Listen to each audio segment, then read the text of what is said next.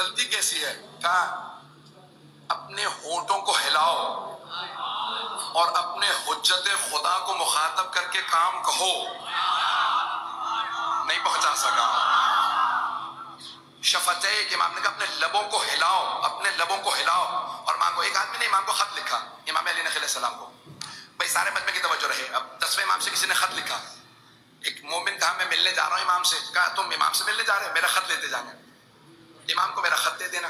تو جیسے ہی امام نے خط کھولا تو اس میں لکھا تھا کہ مولا میں بہت پریشان ہوں، ذرا میرے لیے دعا کر دیجیے گا، میری پریشانی دور ہو جائے. امام نے کہا اب جب واپس جانا نا تو اس سے کہنا ہم تمہیں بھولے ہوئے کب ہیں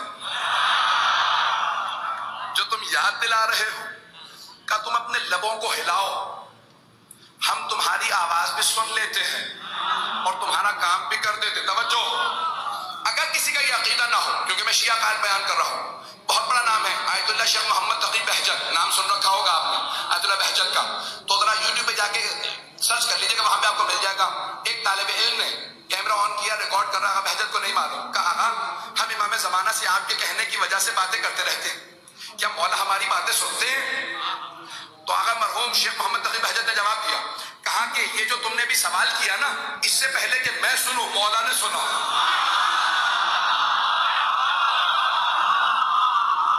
اس سے پہلے کہ میں سنوں مولا نے سنا. اور یہ جو میں جواب دے رہا ہوں نا، اس سے پہلے کہ تم سنو مولا میرا جواب سن رہے ہیں. کہ ہم کسی ایسے ویسے امام کے ماننے والے نہیں ہیں. یہ زمین تو کیا ساری کائنات جس کا طواف کرتی ہے وہ امام زمانہ ہے. روایات پیش کر دو اگر سننا چاہیں. امام موسیٰ کاظم علیہ السلام،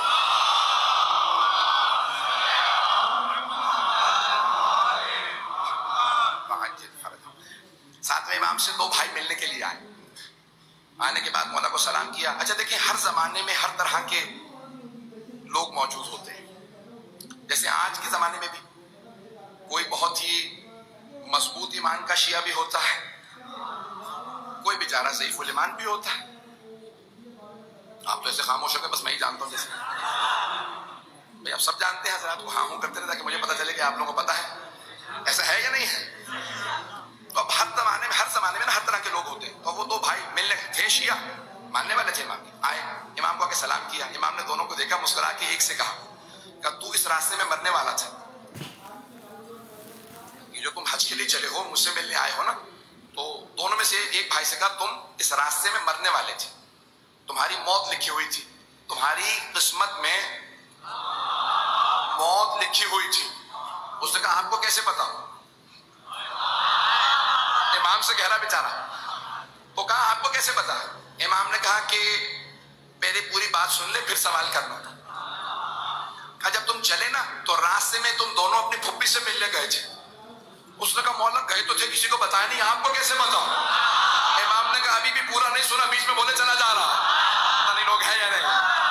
امام نے کہا ابھی جب تم دونوں چلے نا، فلاں بستی سے چلے، دونوں نے نیت کی کہ ہم حج پہ جائیں گے، راستے میں فلاں جگہ پہ رکیں گے، اپنی پھپھی سے ملیں گے، پھر حج پہ جائیں گے، امام موسیٰ کاظم سے ملیں گے. تو اس مقام پہ جب پہنچے پھپھی سے ملے. تو اس راستے میں تم دونوں بھائی جب چلے نا تو تمہارے ان میں سے ایک کی موت لکھی تھی، لیکن جیسے تم پھپھی سے ملے تو اللہ نے صلۃ الرحم کے اندر زندگی بڑھانے کا لکھا. صلۃ الرحم یعنی اپنے خونی رشتہ داروں سے ملنا، اور قطع رحم یعنی خونی رشتہ داروں سے واسطہ توڑ لینا. کہ جو قطع تعلق کر لے اس کی زندگی کم ہو جاتی ہے، جو صلہ رحم کرے زندگی بڑھ جاتی ہے. تم دونوں پھپھی سے ملے، تمہاری زندگی بڑھ گئی. کہ مولا کتنی زندگی بڑھی ہے؟ کہ 5 سال. جس دن پھپھی سے ملا تھا اس دن سے لے کے 5 سال لگا دے. دوسرا بھائی کہتا ٹھیک 5 سال بعد میرا بھائی مر گیا. میں نے کھڑے ہو کے فوراً مولا کو سلام کیا. جو بغیر دیکھے بتا دے کس کی زندگی کم ہو رہی ہے کس کی بڑھ رہی ہے، اسے حجت خدا کہتے ہیں. ہم سے گزر رہے تھے، روایت آپ نے سنی ہوئی ہوگی. تو حواری ساتھ میں تھے. حواریوں سے ایک مرتبہ کہا کہ آج تو یہاں پہ شادی ہو رہی ہے، خوشی منا رہے ہیں، کل یہیں پہ غم ہوگا. اگلے دن جیسے حواری واپس آ پھر دیکھا وہاں پہ خوشی ہے. کہا کہ یا عیسی ابن مریم ہے، مریم کے بیٹے ہیں حضرت عیسیٰ، آپ نے کہا تھا صبح غم ہوگا، ابھی بھی یہاں پہ خوشی ہے. کہ پروردگار رات تو نے مجھے یہی کہا تھا، تو میں نے اپنے حواریوں سے بتا دیا. اب سمجھ میں آیا 14 کا مقام کیا ہے.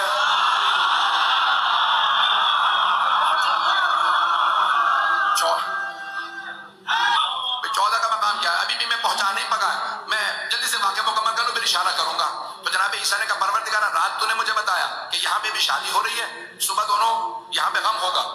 تو پروردگارا کیا ہوا، کبھی رات دولہا دلہن نے مر جانا تھا، ان کی قسمت میں لکھا تھا، تقدیر میں یہی تھا کہ دولہا دلہن مر جائیں گے، دولہا دلہن مر جائیں گے. لیکن وہ صدقہ دے کے گئے تھے حجرے میں، وہاں جا کے دیکھو گے تو سانپ موجود ہے.